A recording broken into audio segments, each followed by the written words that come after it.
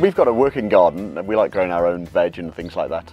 And so a greenhouse was always part of the plan, mainly because it would enable us to bring stuff on, ahead of the slugs and all the other beasts that try and eat our food.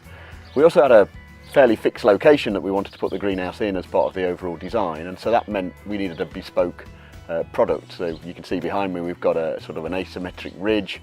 We've got the boundary wall which takes up one side. That's to the south.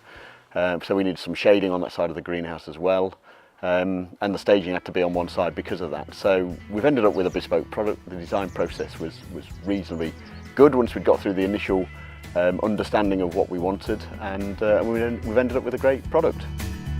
We had a site visit from Gabriel Ash in the end, and that went really well, and we got a really useful set of drawings and a design out of that. And we were then into the building process, so I worked with one of my neighbours who was a builder, very useful, put in the groundworks. He did the modifications to the gable end of the shed, which forms the far end of the greenhouse, because we needed to gain a bit of height and had to adjust the brickwork there.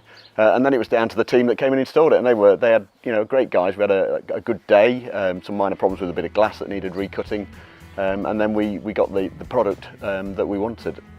A few changes on the way as well. I guess we fitted some auto vents on this side here, partly because we don't want to be opening the greenhouse all the time and adjusting the windows as the temperature varies, but also because we've got a fairly deep border on this side because of the asymmetric nature of the greenhouse. So again, that just takes away some extra stuff for us to do, and we were able to do that during the installation process, which was useful. We installed it in September, which gave me the winter to finish off the paving outside and inside, and a few bits of other construction I needed to do, benches and things like that. And this is our first season, so it's June, end of June now, and we've just had the first 2 cucumbers.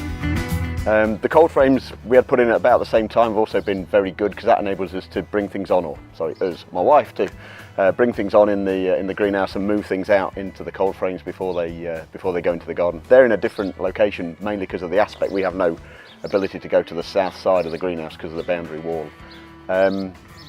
We've also got tomatoes, peppers and a peach at the other end. We've had a peach in the position of the greenhouse for about 10 years before the greenhouse, but we managed to work around that, and it needs a bit of pruning, but the peaches are coming on well this year as well, so that's going to be a good summer, I hope.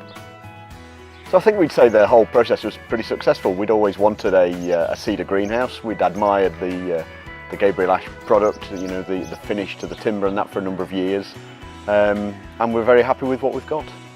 Thoroughly recommend it.